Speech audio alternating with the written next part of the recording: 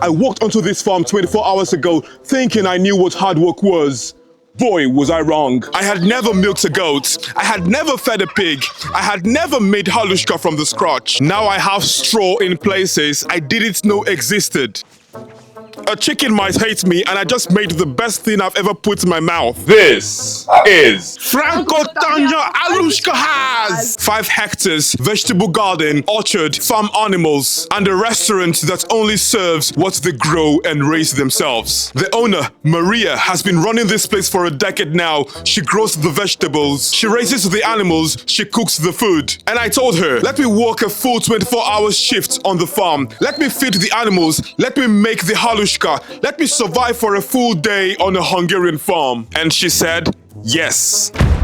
Now, I'm not sure she thought I could make it on the farm. Frankó Tanya is a traditional Slovak folk farm, over 100 years old. The buildings are made of loam and wood. The garden is full of vegetables you have never heard of. And the animals? The animals run this place. There is also a halushka kitchen. Halushka is a traditional Slovakian pasta dish. And at Frankó Tanya, we make it the old way. We are going to be making it and eating it together in this video. Hand-rolled, hand-cut, served with brinza cheese. 1 kilogram of flour, 4 eggs, salt, water, that's it. It's simple, it's ancient, and it's about to humble me.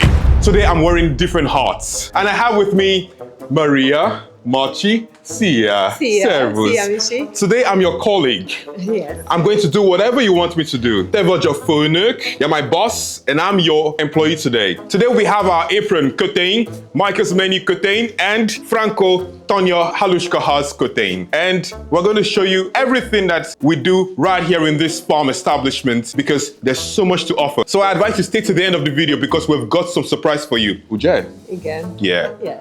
Stay tuned. Hour 1. The animals need to be fed. Maria watched me as I bonded with the sheep and the donkey. It was like I and the animals knew each other for a long time, even though we just met for the first time. Get him, Marty. Surprisingly, the chicken are not running away. The moment I say, Jere, they come closer and are eager to eat the delicious goodness that I have for them.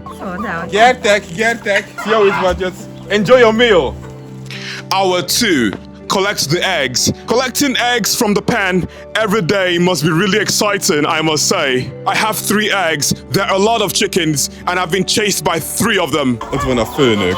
By the end of hour 3, I have developed a system. Approach them from behind. Do not make eye contact. Do not show fear. The chicken still pecked me, but I have a full crate of eggs right now. Well, 1 egg is still remaining in the crate, but I'm going to call that a win. Maria grows almost everything that she cooks. We have tomatoes, potatoes, onions, paprika, garlic, basil, radish, salads. My job is to dig up the radish and the onions. No tractors, no machine, just by hand. I'm getting faster, more confident, and now we have enough for breakfast. Look at this. It's perfect. It's big and plumpy, and I'm super excited I could pick this one. Étel, ital, álom, szükséges e 3.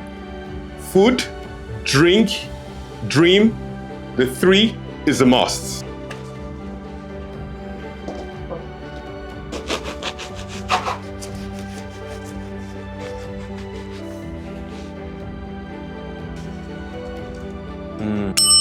It's time for breakfast. We're going to be having sweet bread, normal bread, radish, kobas, which is sausage in English, onions, and some eggs. And I'm super excited about it because I've been working for hours and I need some energy to continue working on the farm.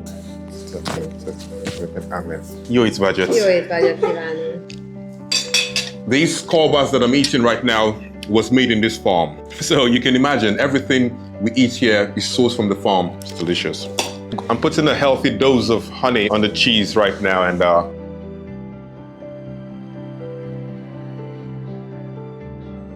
come on.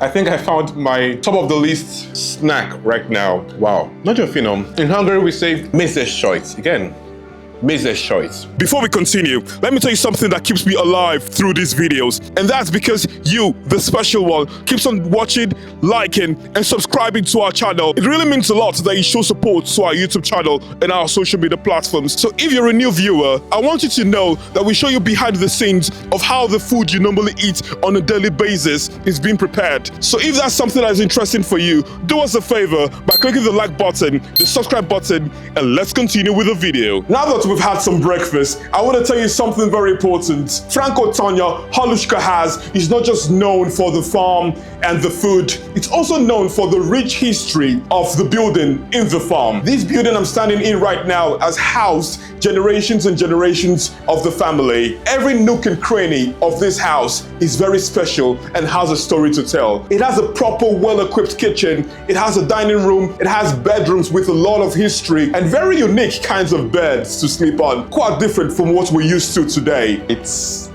természetes. You can't have back pains with this. Yeah. Not you. There's even a room called Tista Soba, which in English we say the clean room. And everything still reflects the old school traditions before the modern times we all live in today. The halushka. This is why I came here. 1 kilogram of flour, 4 eggs, salt, water, that's it. Maria told me this recipe has been in her family for generations. No written instructions, just filling. The dough needs to be stiff.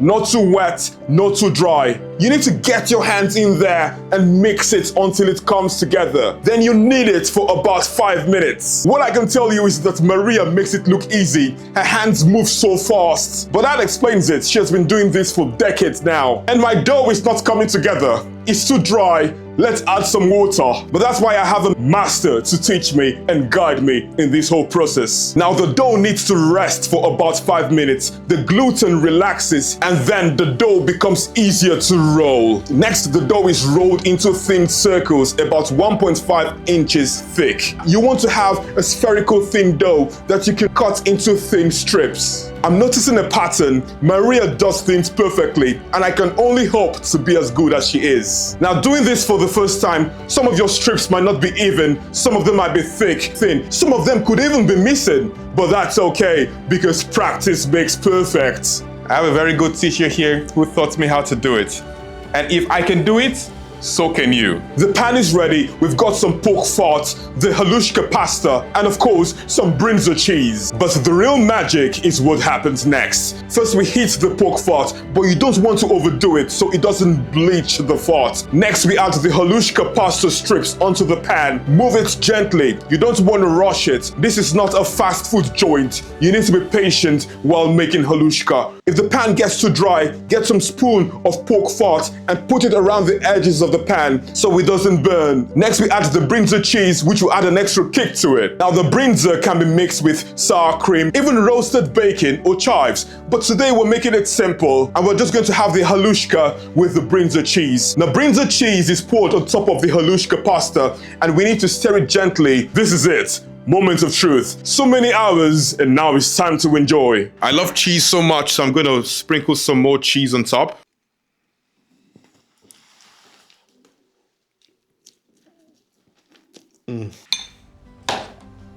I'm speechless right now. The pasta is soft, but not mushy. It has texture. I can taste the eggs, flour, and salt. It's simple, it's ancient, and it's perfect. The brinza itself is tangy. It coats and laces every part of the pasta and is not too heavy. It's bright, and the brinza adds this subtle flavor you can't get from cow milk. Aside from the flour, every ingredient came from this farm, especially the eggs from the chickens that pecked me. Maria and I are sitting at the table. I'm enjoying the halushka like a little kid that just saw candy, and she's so happy, especially for the fact that I love the brinza cheese. She nods her head and says, Orelok. This place is not a restaurant, it's a home. Maria cooks what's in season and what the farm gives her, and that's very special. Today, the farm gave her eggs, water, brinza cheese, and together we made something special. So basically, I've been told that there are different ways we can eat the halushka. We can take it with cottage cheese, we can take it with sour cream, taifel, we can take it with ham. So there are different ways you can be creative and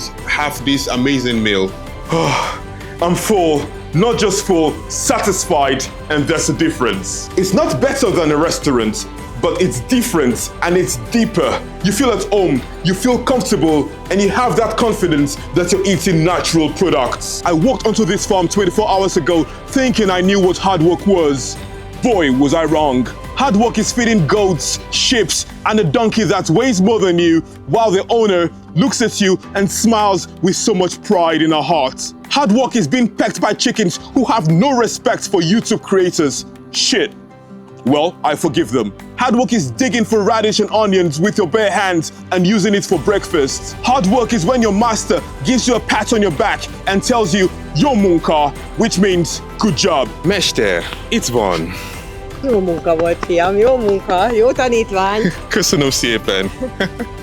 And I'm really proud of myself that I did an amazing job on this beautiful farm. If you're ever in Békéscsaba, find Frankó Tanya és Haluskaház, call ahead, make a reservation, and thank me later. Make sure you pet the animals, eat the haluska, and when you're done, thank Maria. Hello. And whatever you do, do not make eye contact with the chickens or they will peck the shit out of you. Comment below, would you work 24 hours on a farm and what would you be the most scared of?